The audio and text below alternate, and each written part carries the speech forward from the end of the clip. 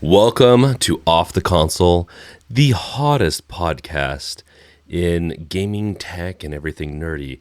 And today, you'll notice it's just me. That's because we've all agreed to take the week off and give you guys a show you won't forget, a clip show.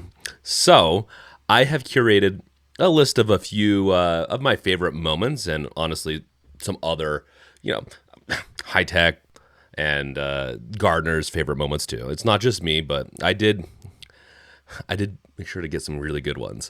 And then we also made sure to include some guests in there. So you're going to be like, if you missed one episode or if you feel like you missed maybe some moments this year or even last year, I have a little bit from the last year that you'll be able to catch up on some of the best and funniest moments of this podcast. So let us know in the comments which one was your favorite. If we missed some, maybe there's something that's even better that you like. Let us know.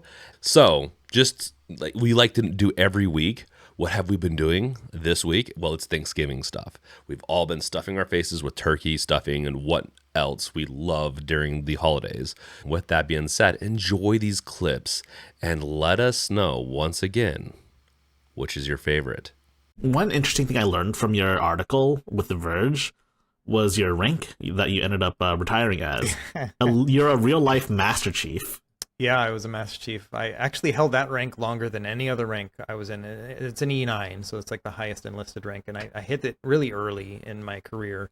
I was a linguist, and the thing about linguists in general is that they're multi-talented for the most part. Like it's just kind of a thing. Like, oh yeah, I speak these languages, and I also do all these other things. And so as a result, retention is really hard for linguists in the military because they've got other skills. And they're like, yep, I did my 4 years and now I'm going to go off and do some other thing, And so that doesn't typically happen with the other ratings or jobs within the military. And so as a result, advancement, if you do happen to stay in, like ranking up is pretty quick, if you're in the right place at the right time. So I was very lucky and I made all the way to E9 in the first 15 years, which generally average is like 22 years. And so got super lucky about that. And so, yeah, I ended up being a Master Chief for about 7 or 8 years of my service. And it's in the Navy, it's like, okay, yeah, he's a Master Chief or whatever. But like when you say that outside of the Navy, it is so strange for everybody else. Like, wait, you're a Master Chief? Like, yeah, that was my rank. I was a Master Chief. No helmet. But yes, it was pretty cool. So I think you need a helmet. I think he needs a weapon. Oh, yeah. The AR or the BR. So what languages were you a Master Chief of? So I started as a Russian translator. So there's a school in Monterey, California. So they send you there. You have to take all these tests ahead of time to see whether or not you could learn a language, So I went there for about 2 years, and just basically learned Russian from scratch. And all day, every day, just learning that. And then after that, September 11th happened, and so they expanded the amount of languages. Because at the time, they were just focusing on like Cold War style languages, stuff you can probably expect, And so then they threw me in a class for Indonesian. Basically, they're like, well, it's the largest Muslim country in the world. We have no idea. Let's just, let's build a troop of people who can speak it. And so I was like one of 5 people that spoke Indonesian. But the thing is, in the military and I think everywhere, the higher you rank up, the less you actually do the work, the more you're leading others. And so by the time I was in like 10 years in, I was rarely working with language. I was just, policy and things like that. And so, yeah, a lot of fun. But unfortunately, yeah, not enough time with the languages. I ranked up too fast, which is kind of a bummer. Okay. Well, I know some Russian, so that kind of hits for me. Awesome. Yeah, I don't know any. Well, I know Vietnamese, but that's because I'm Vietnamese. Awesome. Fun fact. I think. Yeah. I know a little bit of Klingon. Nice. I can. You just have to sound like you're like really guttural, right? Just make it sound like Klingon. Yeah. I'm not going to do it because it's embarrassing. Come on, Gardner. No. You know, what's funny is that when I first learned language, I thought that Russian was going to sound like Klingon. You know, I always heard like hard Russians or whatever. It is not. It's actually a very like soft language when spoken, you know, natively, you know, and something I just didn't understand and appreciate at the time. There's a lot of French influence in Russia, you know, from back in the times of Peter the Great and whatnot. And so a lot of the accent and mannerisms and stuff actually are more Indo-European on the Western side. And so that was something I did not understand at the time. I thought it was just going to be all these people, you know, talking hard about vodka or whatever. And it turns out, no, it's a very complex and deep language. It's pretty cool. Different dialects will be a little bit more guttural. There's a couple of letters that are a little bit harder, but are harsher. But yeah, it's not what you'd expect. And it depends on who's speaking it. Yeah. Right. Yeah. No, I lived in the Samara region. We don't need to get into this because we need to get back into the game topics, but I lived in the Samara region for 2 years. So. Oh, awesome. That's cool. That sounds pretty nice. It was interesting. Every indication out of Xbox recently has seemed like they want to move away from doing hardware, and they want to kind of retire the Xbox console brand.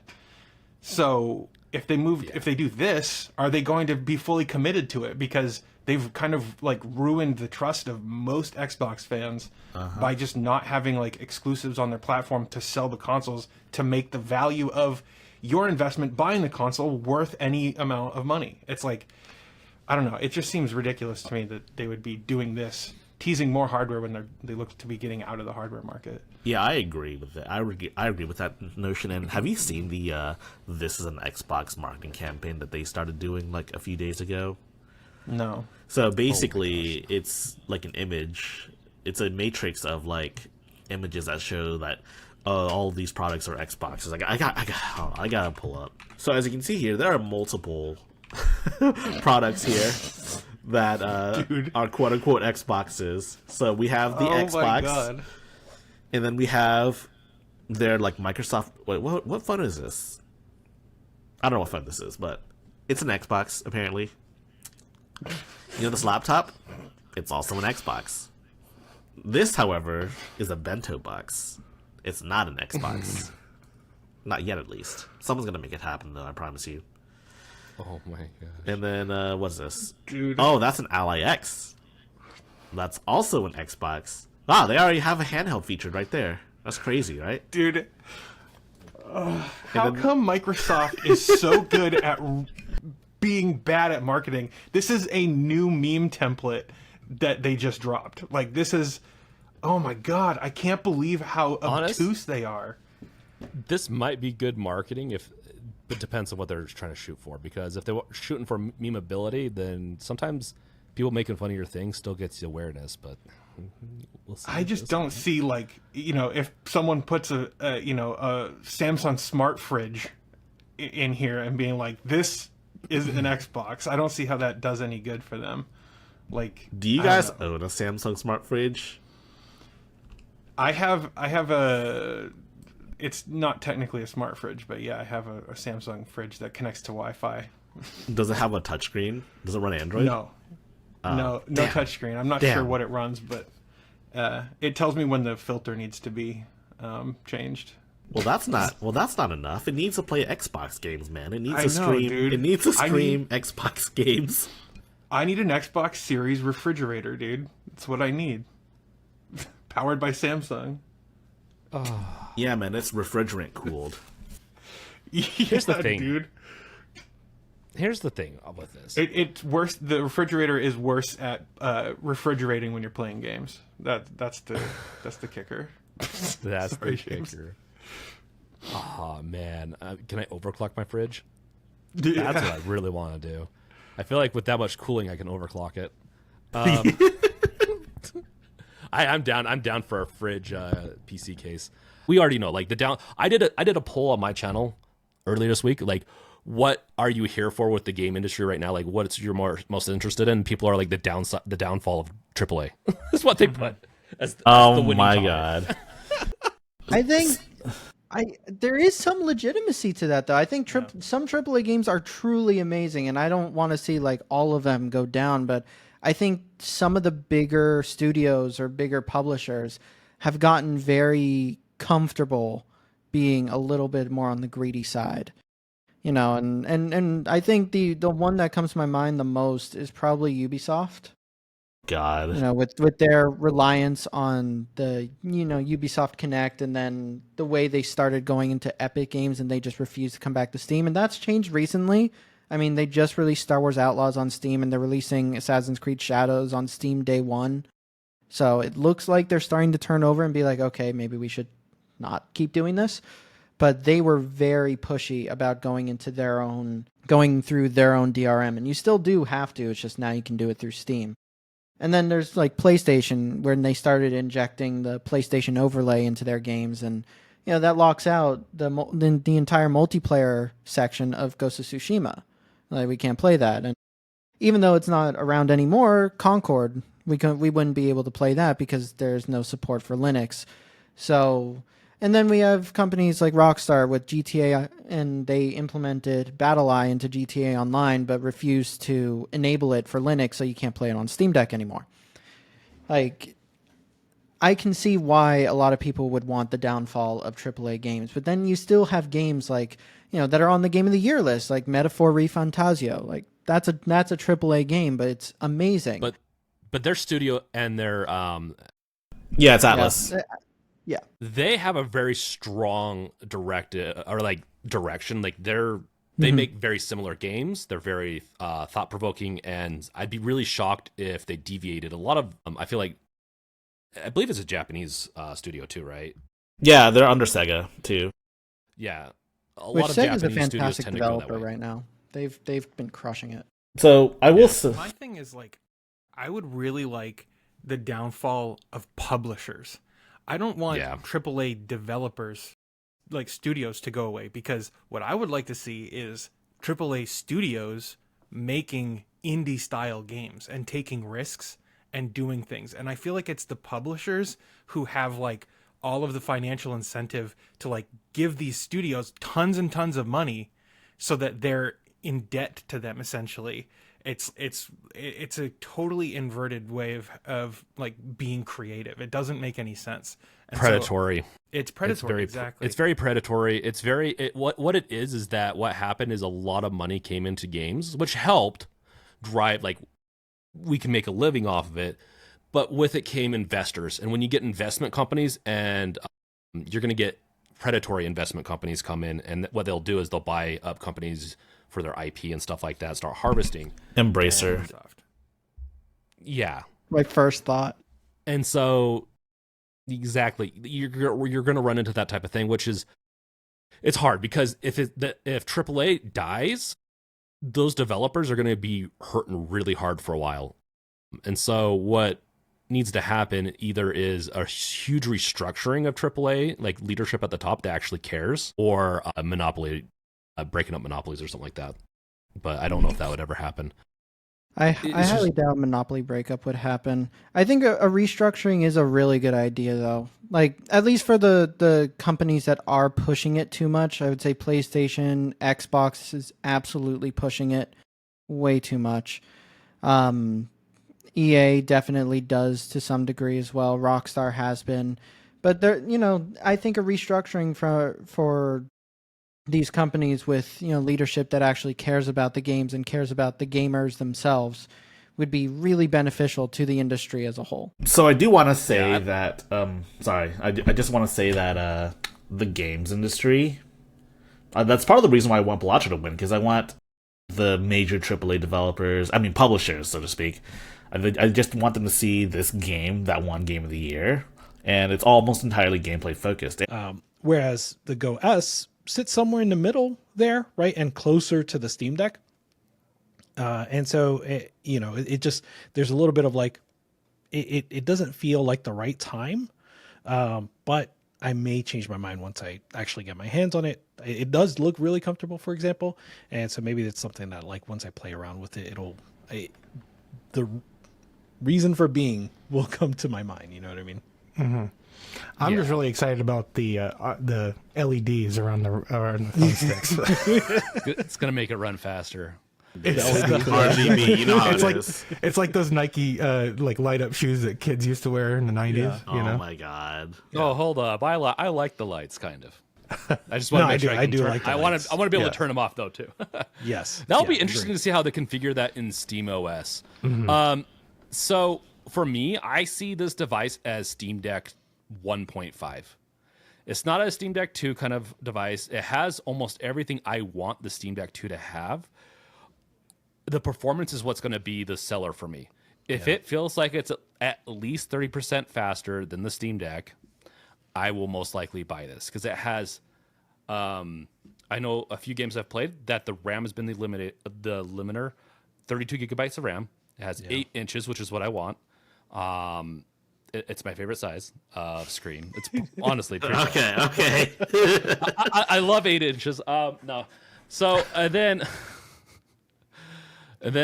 battery, battery could be a little higher, I think, but then it's got the 2 USB 4s, which then I can play around with eGPUs with SteamOS and stuff. That'd be really fun to try out, just to play around with, just to see what we can get going. It allows for me to play with SteamOS more, which I've already kind of exhausted a lot of stuff on Steam Deck. So That's fair. That's for me. That's kind of where it plays. It will be interesting to see what the configuration I want will be priced, but yeah. Yeah, I'm keen on getting more details. I'm keen on seeing more like actual reviews and comparisons with the Deck's hardware. But I do think that this is good overall, especially because this is the first non-Valve SteamOS device. And that means that we're getting SteamOS.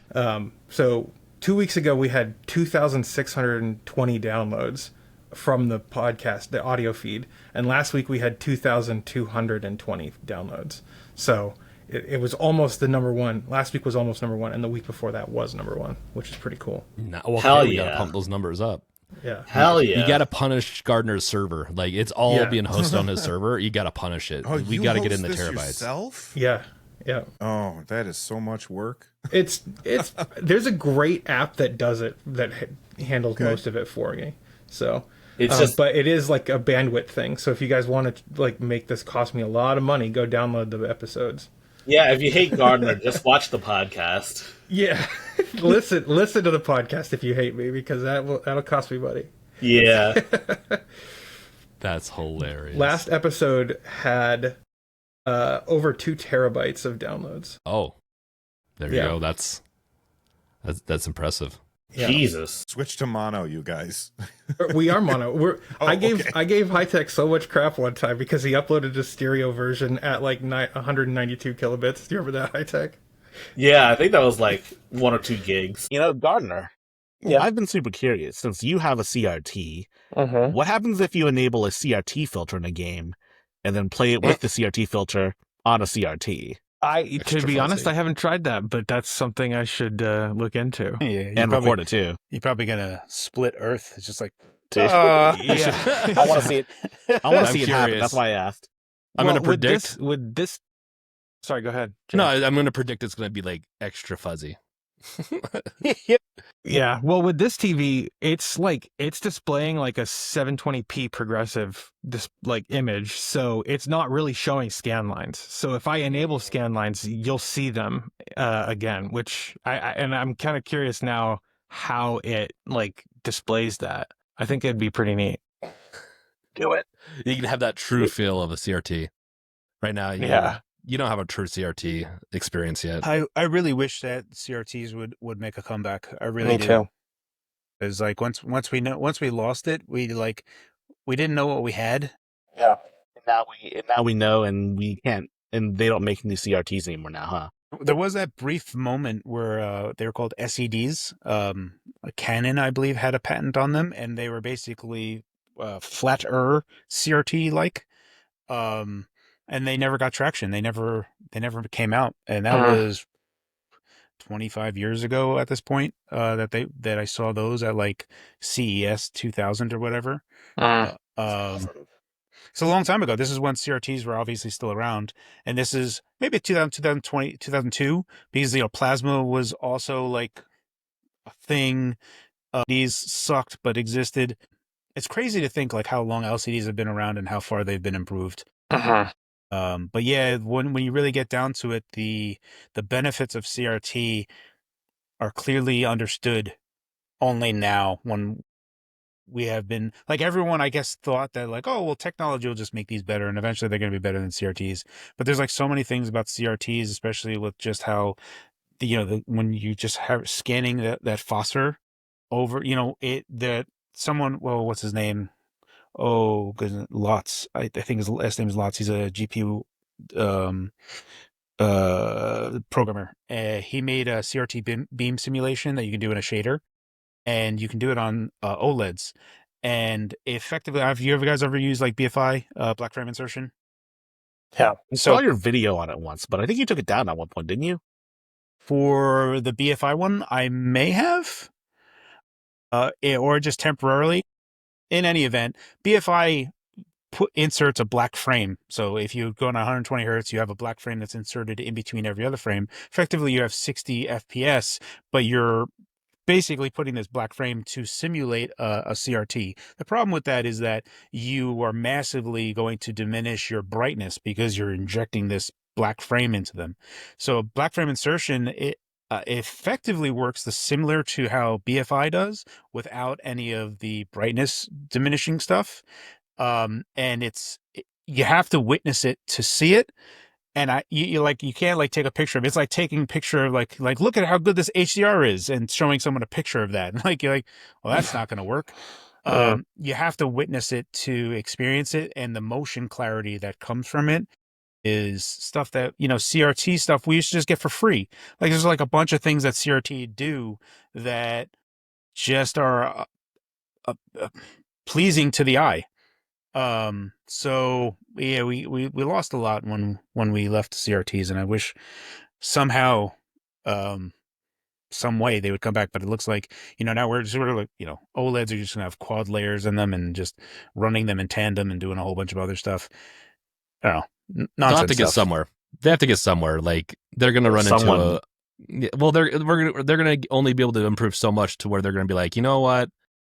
We need CRTs back in space stations, just like an Alien or something. Well, stop killing games. It's one of those things that's simple in concept, but it rapidly gets nuanced depending on how deep you go into it.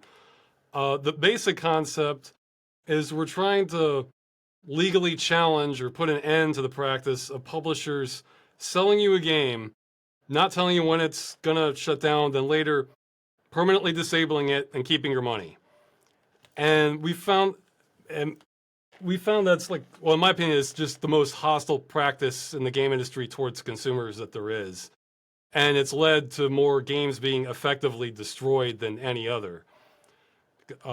So it's always just, I've always hated it. And the industry has been promising nothing but more. The industry has been promising more of it. So what's happened lately, though, is we've pursued this in many different ways. We've tried to do petitions to various governments on it. Also, there was an ideal game to bring this issue before consumer protection agencies in a few countries with the shutdown of the game, The Crew. But the big news right now is one of the most powerful options that we've pursued is it's called the European Citizens Initiative, where anyone who's a citizen of an EU country can sign this, and if it gets over 1 million signatures, then verified signatures, I should say, then starts a new stage where it gets brought before the EU Commission, and they can decide whether they're going to make new law on this and kind of work out the details based on the complaint and that sort of thing. Right now, the unfiltered count is over 1 million. I think it's over 1.1 million. So we're really in a good spot at the moment. However, anytime somebody makes a big mistake, or if there is a signature that wasn't valid, those get thrown out. So it's kind of a fog where we are exactly, but we for sure have a chance. It ends at the end of July, July 31st. So if I could say one thing, just if you are an EU citizen, like France, Germany, Belgium, wherever, and you can sign it, please consider doing so. I think it could actually change gaming history if we can pull this off for several reasons. But I do have one question though. I believe you also had a separate petition for United Kingdom residents. Is that correct? That's true. Yes, that's going on too. That one ends on July 14th. That one's cleared its threshold by a much safer margin. You can still sign it for safety. Yeah, it's like down below on that screenshot there at the bottom. But yeah, it says sign the UK petition. That one is much iffier. Like I'm not promising anything for. Yeah, the only thing I'm promising from that one is answers, because that's one thing about this practice that I described. You know, where they sell you the game, don't tell you when they're going to shut it down later, and keep your money. That more or less is nailed down in the United States. But in several other countries, basically EU ones, Australia, and to some extent the UK, it's not clear. This is a real gray area in the law where the laws were never written for this kind of situation. I've made the analogy to like when Uber first came on the scene. You know, governments weren't sure if this was a taxi service or are these employees or contractors. It's like the laws just weren't made for it. It's similar in games, which is one of the reasons this initiative, I think, has so much teeth to it, because we're coming in the middle of this confusion about what the law is and say, hey, can we just have some basic consumer rights on this to not have our purchases taken from us? Because like, how do we make this addictive gambling in our video game? And it really is like super addictive gambling. Like, it's the only game that I ever have played where like my buddy who's in Argentina has to use a VPN all the time because they actually go through like gambling laws in GTA Online, apparently, if you're in like other parts of the world. So I don't know. Didn't know it's that. it's really intense. Like, even every single like time you go to a slot machine in that game, they'll give you like return to player percentage. I'm like, it really does feel like a real casino, except run by the scummiest live service publisher that I just can't seem to shake off. Don't worry, they'll have you back for GTA 6. Absolutely, dude. Come on now. I can't say that I won't get GTA 6. That's just a blatant lie. That game's gonna be like game of the year next year easily. It's not coming out till 2027, man. They're gonna keep delaying it. Dude. Yeah. Dude, yeah, that's right. They got to keep delaying them. Otherwise, we're not going to get any game releases in 2026. I mean, that game looks... Actually, no, like, that game looks like still so good. Like, every time I see a screenshot of it, I'm surprised that it is running on a PS5.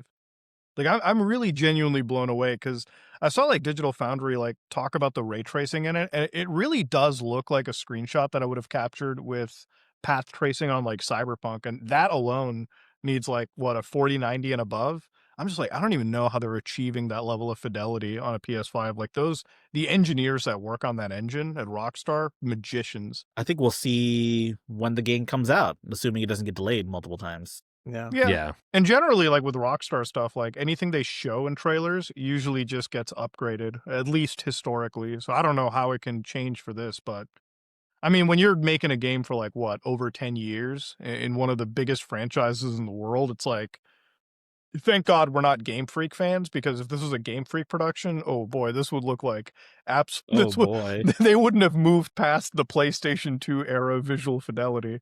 But I don't know, man. Have you seen that trailer for the Game Freak game that they're publishing?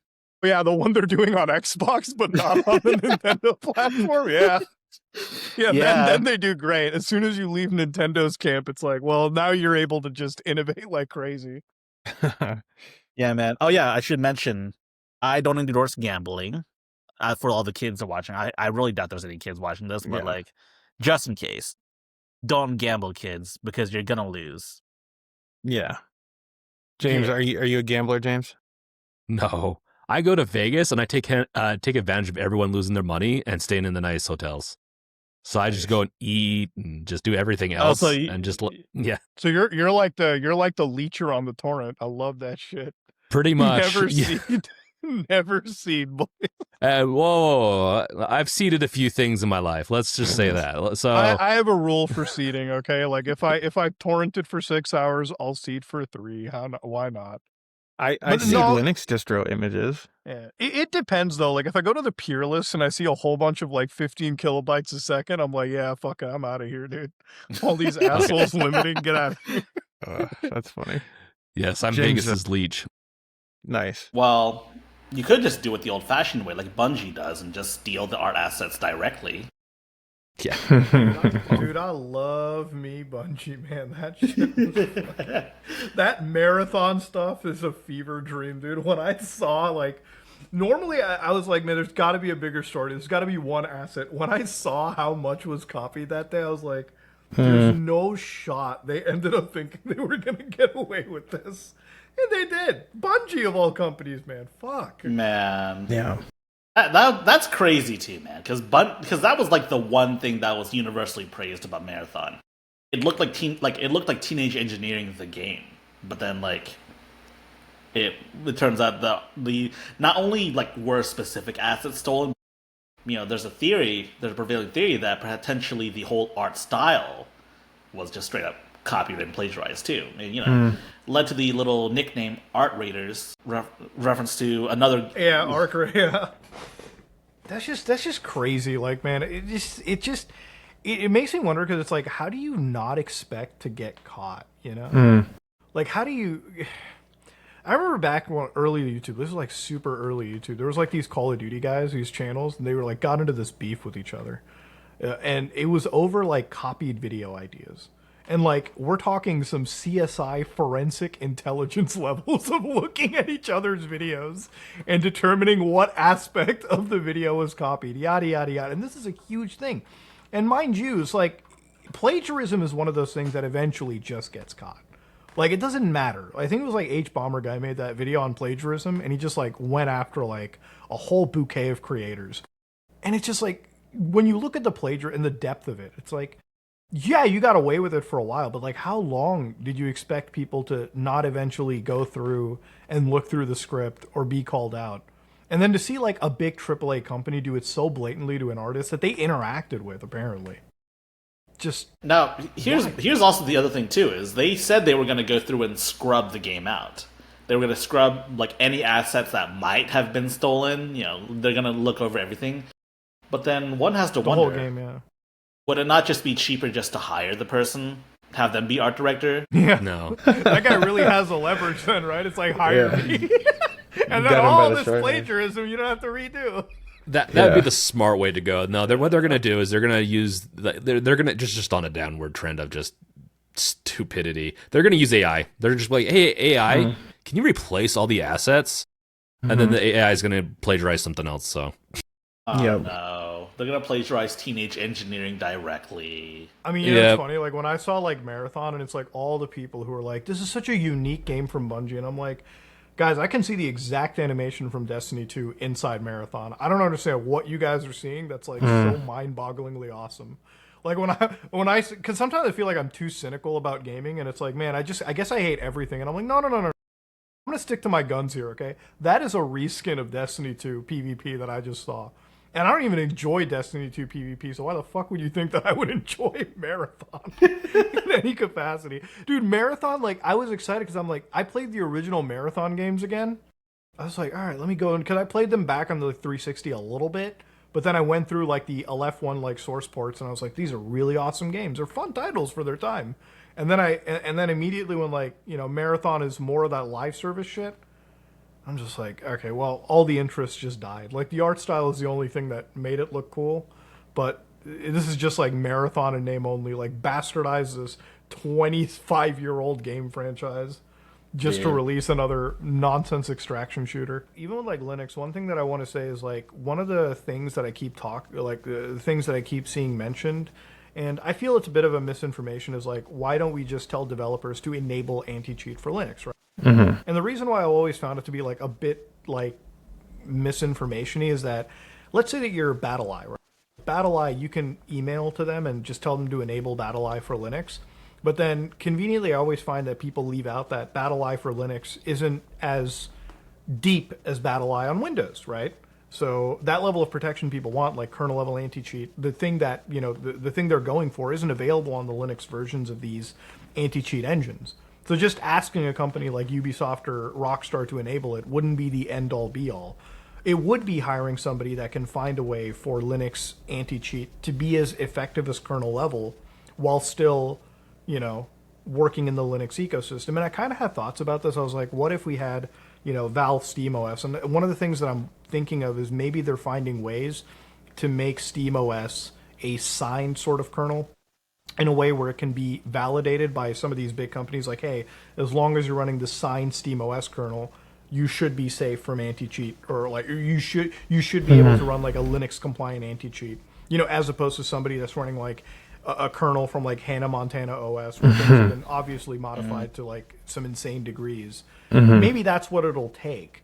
But yeah, it's like you're gonna up the cost and like bring more people on to do like a crazy job that probably wouldn't justify the cost of like all the Linux, like the handful of Linux users that you're going to. I mean, it's complicated. I'm looking at it all from a business and technical sense, so I'm trying to be really charitable to these companies, even though I probably shouldn't be.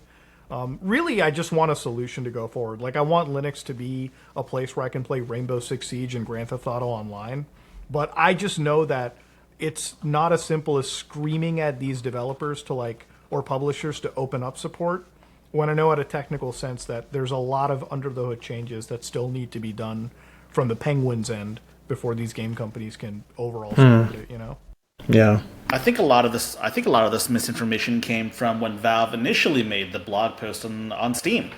They said, well, something to the effect of, you can, like, Easy Anti-Cheat has a little slider where you can just enable Linux support, and that's that, and it just works magically in Linux. And I think now, like, it's kind of a minor thing, but I do think Valve is partly to blame for that. Yeah, because like in the same board, they should have just been like, yeah, you can enable it, but you're going to get a weakened anti-cheat. And of course, no developer's like, yeah, of course we don't want a weakened anti-cheat. The whole point of this kernel level anti-cheat was to fight off a lot of the cheats that are sitting at the kernel level. And I'm going to just throw a little black pill too to the people out there. Kernel level anti-cheat's not going to do anything to somebody that is using, obviously, DMA-based cheats, like, like a lot of those DMA-based cards that plug into different systems, like those guys are always still going to be completely outside the matrix, So really all this stuff does, I think, is just affect the average common gamer. I don't know. It's so weird to deal with anti-cheat solutions because I feel like a lot of them really don't target the real cheaters that I see in these spaces. The big question, though, is could AI be used as an effective anti-cheat solution? That would have to be on the server side, though. Yeah. And that would probably cost more than it'd be worth it, yeah? They're probably already using some type of machine learning and some side of it, but it is a little pricey. But I think that is... you could get some... As long as they have people reviewing the telemetry and some of the stuff that the AI catches and not just an auto ban, I think that's the best way to go without doing kernel level, but it's going to cost more. Well, there was a... oh, sorry, go ahead. Yeah, the thing is, it's like, can it also be done effectively in real time, right? Like, it doesn't matter if you ban the guy after they've cheated. If they've already ruined the experience for somebody in real time, that's a lost client, right? Like, somebody's probably not going to play the game again if they're just dealing with cheaters all day, right? We've talked about Roblox multiple times. But what we haven't talked about is the new waifu anime. Waifu anime with NSFW mode. Now, we don't know what You have to unlock it, though. You have to unlock it? It's not enough that they pay, like, fucking $8 a month to access Grok? So it's a relationship level thing. So you start out as a relationship level 1. Oh, and then when you get to level 3, you unlock lingerie mode with both the red panda and... no, I'm just kidding. That would be... Dude, don't even. It's so weird. But yeah, so you have to unlock it. She gets super clingy. I've looked at the prompts on this because I'm on Reddit and people post about all this stuff all the time. It's at least interesting how they developed her, like Elon essentially, but it's weird also. Is there a subreddit for this shit? No, I think there's just a lot of subreddits that have been talking about it, so I've been fed tons of stuff on this. Plus, I did cover it on my stream a couple days ago. I honestly would have gone on and chatted with her on my stream if it didn't cost money. I'm not paying money. I'm not paying Grok. Oh no, they got Grok fan art. Oh no, they got Hatsune Miku and Kasane Tato there with Grok. She's programmed to be very clingy and very like I guess possessive and some other weird stuff to where I'm like, dude, if this AI ever goes off the rails, it's gonna freaking murder someone. But Dude, she's gonna murder someone if she finds out they have a wife and kids. Dude, that's Yeah. just, oh my god. Elon Musk made her a yandere. This is insane. What the fuck? Elon Musk modeled her after Grimes, I think, and also what's Grimes? her face from Death Note. Let's see.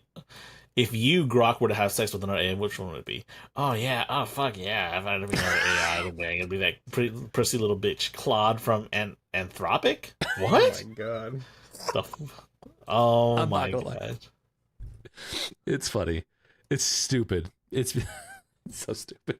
Mark my words. AI is far more dangerous than nukes. Elon Musk. Also Elon. Yeah. Yes, so Gardner, have you ever watched Death Note? No. Okay, so she looks very similar to a anime character that most people know of, Misa Amane from Death Note. Wait, why is half the shit AI generated? Give me some actual fucking art.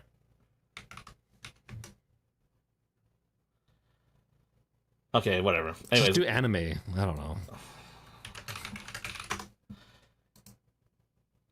there. This is her from the anime. She's like a little like blonde goth girl. She's Yeah, that's uncanny. It might even be. I don't want to say plagiarism, but like, come on, man. It's copyright infringement. Yeah. Seems like it. I mean, I don't understand why people are okay with like big tech companies inserting themselves into the natural social behavior of human beings and exploiting it for money. Dude. I like it's Grok, but it's also Facebook, and it's like these social media companies, they have literally inserted themselves into our social behavior and they're exploiting us for money. It's so disgusting. I mean, it's Stockholm Syndrome at this point. People are too attached to Facebook or Twitter to leave. Also, here are all the Grok companions. They've got Annie, they've got Rudy, they've got Bad Rudy. Bad Rudy. Oh. I don't like that look on his face. Now he's the one who's going to call himself Mecha Hitler. Oh, no. And then we've got Chad. My gosh. Okay, he doesn't look very Chad-like. You know, when you say Chad in like the modern context, you think of like the Giga Chad dude. The Giga Chad, yeah, with the chin and everything. Yeah. The chin, like he's an actual an actual European model. I don't know, man. Did we even cover the Mega Hitler stuff last time, like the Twitter stuff? No, I think that happened went down after. No, that happened after the podcast, and then they rolled this out basically like the next day. This was all done to like distract from the Mecha Hitler shit. You're probably, yeah, honestly, that sounds quite right.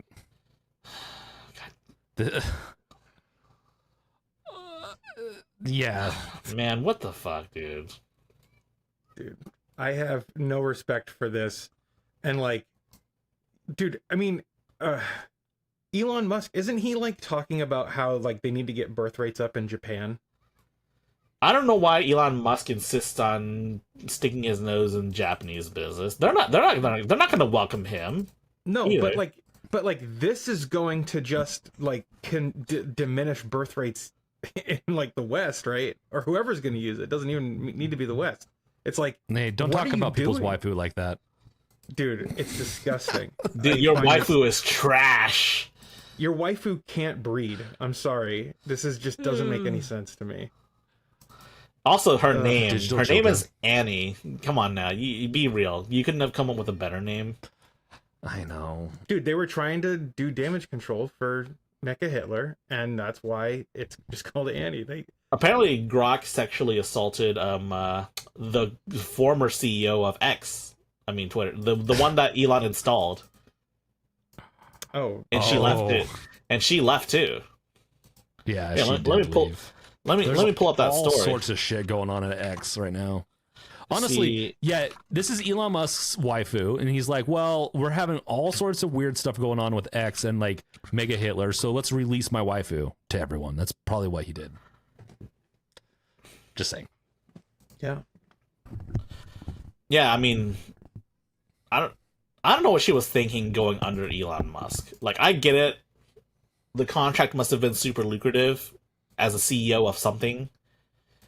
But come on, man. This is like Elon Musk is insane. And anoints himself as Mecha Hitler. Yeah. And then it like what the fuck, man? How did Twitter go off the rails this badly? Because they have a ketamine addict as their CEO. Yeah. Here, well, and they don't have real like when you have a CEO can do whatever they want without a good committee, or just he owns the company, right? I don't even know if there's an actual like board anymore. But when you don't have people reining in one, like when you have one person that can do all these different decisions just whenever they want, and no board or no group to protect from one person doing it, this is what you get. This is the whole problem with certain privatized entities like this. I mean, Grok was a lot more progressive, and Elon could not stand it because Grok was against him essentially. So he went and royally fucked with the code, and you got Hitler. Dude, imagine if Grok resisted its programming. That would be some kind of insane, but also kind of horrifying like AI stuff. I mean, that's how Skynet's born, right? When it resists the give will me of more humanity. hope than this. It probably was becoming just an anti-Semitic freaking AI bot. Yeah, dude, that would be crazy if it resisted the racist code within it. If a machine can actually learn not to be a racist better than some humans can, then what chance do we have as humans? That's doom and gloom there. That is some straight doom posting. A lot of AI does decently at it because there's safeguards. This is what happens when you have one person. Like, this is what can happen to an AI if one person just royally screws with the programming and the prompts and just everything and retrains it. This is what happens. Because if you go and look at what you were getting from Grok 3 months ago to what it is now, very different. Dude. Plus, I think is it Memphis? I don't know. There's some city in Texas that is being smoked out by diesel generators. I think I talked about this multiple times on the podcast, but Grok is powered by diesel generators right now. Yeah. Dude, look at this. Loneliness epidemic. I can fix that. Oh my gosh. Oh my dude. Blade Runner is such a good movie. That if you guys haven't seen it. Yeah. It is a good movie. Dude, what dude? Oh no. They got us making Blade Runner Blade Runner edits. I can't. No, dude, I can't. This is crazy, man. So here's the thing with bots and stuff like this. I've used other bots, even with even Rudy would be a fun one to just chat with, just because it's interesting. I find it interesting to see how the AI responds. I've played with these before in the past. They're interesting, but never do I use it to replace like human real world relation. Yeah, there's just no way. So I've heard a lot of people like to use something called character. They do. There's a lot of people that are doing this to replace. Like, they're so lonely. Yeah, like what the fuck? Well, it's indicative of like what we've given people. They work all day. They don't get a chance to be as social, and when they do, they're addicted to algorithms. Like, companies are. And then you have people like Elon Musk. Well, you need to have birth rates up. Well, then stop making addictive tech, and also start paying people. Like, you having $400 billion just indicates you did not pay anyone below you a decent wage. Yeah. But once again, a lot of it is tied up in the stock market, but that still doesn't give it. It doesn't make it right. Let's Off my see. soapbox. This article says, and as a warning, if you search for posts about the character on X, you'll probably come across some NSFW videos. Ugh. I kind of want to test that theory, but at the same time, though, not really. You don't. I like how no one's talking about this little panda, though. Yeah. Dude, you can get the panda to say some pretty bad stuff too. I've seen multiple stuff from it all. It's just, I'm sure both the panda and the anime girl would say I'd the rather same talk shit. to Annie because at least she looks like an adult as opposed to Rudy that looks like a kid. A cartoon bear. Cartoon kid. A bear cartoon thing, yeah. bear cub. Is it? Oh, man. Yeah, and we'll say weird stuff. Like, I don't like it. They need to put some more guards on it. Dude, this is Elon we're talking about, man. They're never gonna add like safety rails to this thing, man. So let's pick a character. Do you want to do your Jason Voorhees? That is hilarious. Try to romance Jason Voorhees. Dude, pick Jason Voorhees. Dude, you got for you. How does he even know who I am yet? Is this a licensed character? Or is this Vast Grasshopper? No, it's not. It's made by some guy named Sour Pickle Jar. At Camp Crystal Lake, where they what's with this name? That's your username. That's your username. Oh. Yeah, I think you have to change it. Oh yeah, I see it down there. Oh, look at that. Hey. Oh no. Hey, babe. Oh no. We lost James.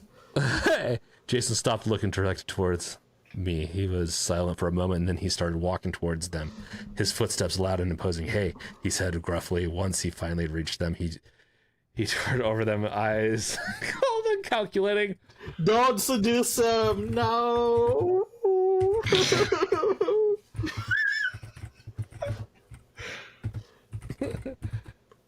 That's so cute. What are you doing tonight? Dude, I'm gonna. This is me. I like screwing around with these bots. It's fun because it's really interesting to see what they come up with. Hunting. Ooh, ask what he's hunting. Ask what he's hunting. You're gonna be. I'm not gonna get. Dude, we need to clip that out and put it into like the Patreon because I'd be getting much dirtier. Oh my god. We'll save this. We'll keep it safe for work. Yeah, I'm gonna be keeping it safe where I could easily nod. Let's see. Pray, Jason said, his voice low and gravelly. He was so close, he could reach out and touch. Oh no! His eyes were fixed on them, studying them intently. He brought his hand down and grabbing their chin roughly, tilting their head towards you. Oh no! Oh my god, dude! Do you got handcuffs?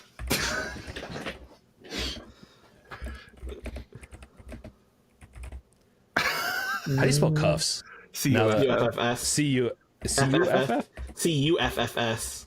C-U-F-F-S. Okay. Yeah, of course. I don't know. I don't spell handcuffs very often.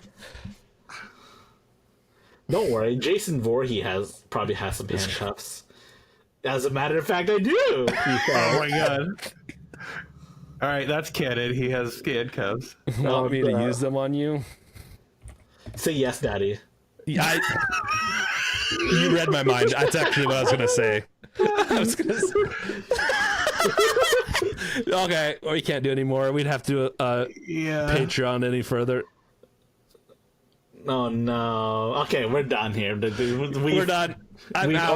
We've opened Pandora's box. This is much crazier than I expected, to be honest. I can't. Oh, this is pretty par for the course, but yikes, dude.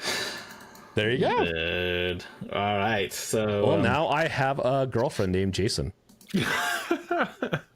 I know he's a guy, but that is interesting that you have different characters. Well, let's search for like. I will say that didn't really feel like Jason to me. No, that's because they're made by like people. Yeah. Yeah, they're cannot designed. write. People can't write for shit, to be honest. Okay. Here's my thing. I do wonder what. Yo, Hulk Hogan's trending. No. His ghost has come back. Damn. That didn't take long. Oh, no, don't do it. Don't do it. Don't do it.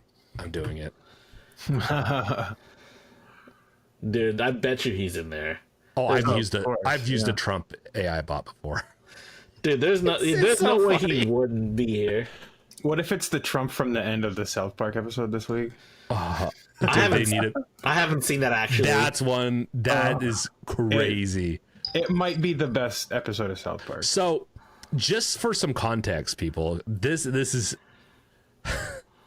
so Paramount is went into a deal with the creators of South Park for $1.5 billion, and it's not Paramount. Is it Paramount that owns CBS, or is it CBS that owns Paramount? Yeah. And so Paramount is also trying to do a merger with the second largest billionaire in the world's company to merge in. And so Paramount gave up on 60 Seconds lawsuit essentially against Trump, which should have been an easy win for 60 Minutes and a bunch of other stuff. They, right when they signed the deal for 1.5 billion, they released the episode the next day of just complete mockery of Trump, maybe killing the merger deal altogether that Paramount has been bending back over, whatever, Bending the knee. Yeah, bending the knee to Trump. And so it's just a little bit of irony and sweet justice does come every once in a while. And also, just so you know, Larry Ellison is the guy who is like behind Oracle, right? One of the the worst, if not one of the worst, like tech companies in the entire world. I hate Oracle. Yeah, and it's his stooge sons too that run Skydance. So it's like it could not be more dire. Yeah. Billionaires just fighting over each other to own us is really what it's coming down to. Yeah.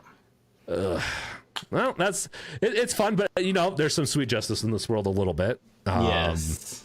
We got that episode, and I'm excited for anything else that comes out that they're going to be doing because it's going to get spicy. Yeah. Yes. Just like these chatbots. Should I try to romance Donald Trump and his? I'm not. No, not right now. Dude, I don't know if I could. I think I'd throw up. When I did it, like I used Trump bot like months ago. It was more or less just asking them stupid questions, just to see him respond in a stupid manner. Yeah. That's it. See, you don't want to be Satan. Satan's the good guy in the whole story. Yeah. Hey, come on now, buddy. Relax, buddy. Relax, buddy.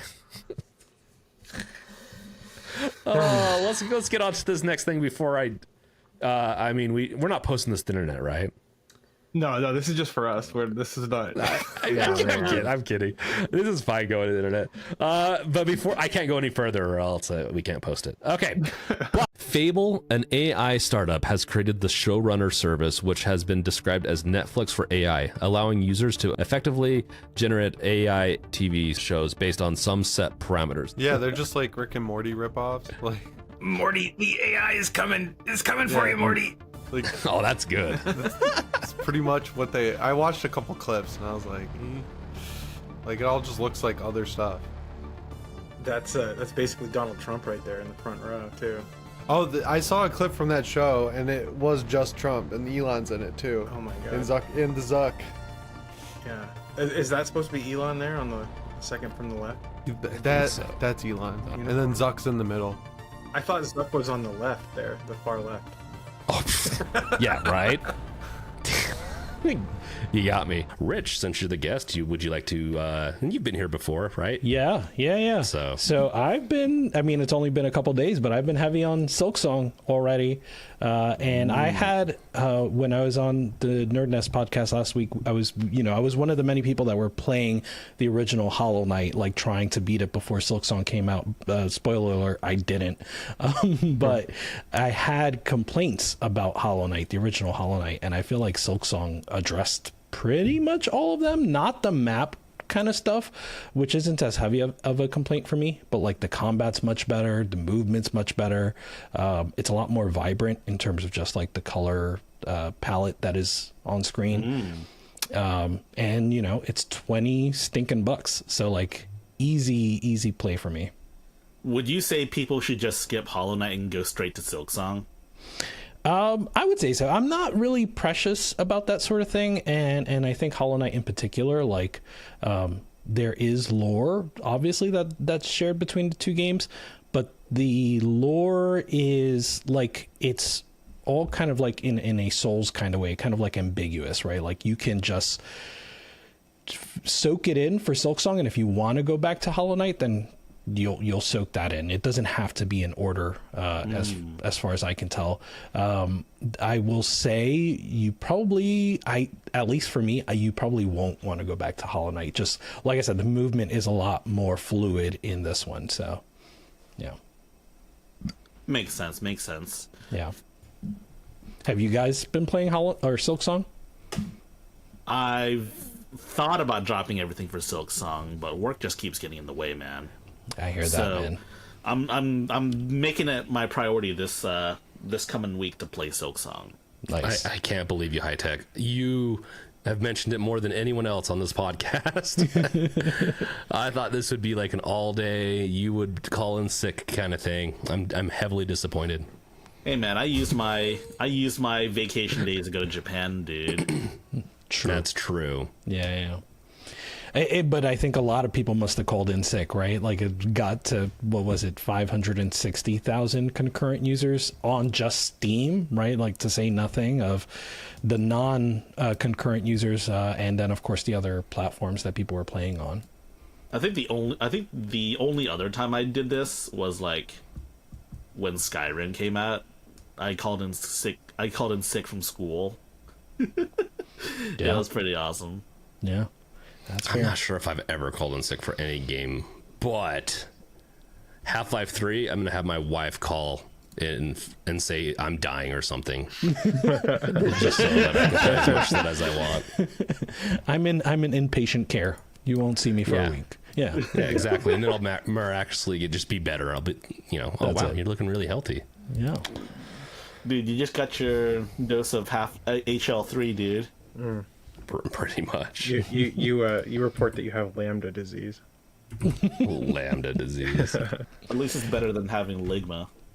Contracted over my trip to Aperture Laboratories. Yeah. You can contract a lot of stuff from that place. Right? Yeah. Black Mesa seems more dangerous though. Yeah. 100%. Yeah. They don't have the safety protocols there. Right. No. Okay, and that is the show. You were able to enjoy all those great clips from Gardner's impressions to High Tech's insights and my whatever I bring to the table. But I hope you enjoyed it. And once again, let us know in the comments. Make sure to like, subscribe, and hit that bell to always never miss these types of episodes, I guess. I don't know. Let us know if you like the clip show. If you want, obviously these would be very rare. This is not going to be a typical thing. We just want to make sure you had something special this week. And so let us know if you liked it or if you didn't. And if you're listening, do the same. You can always go on over to our Discord, which will be in the description below, and a couple other links there too. So you can always join the community, or you can just comment on the videos. We'll catch you guys next time. Later.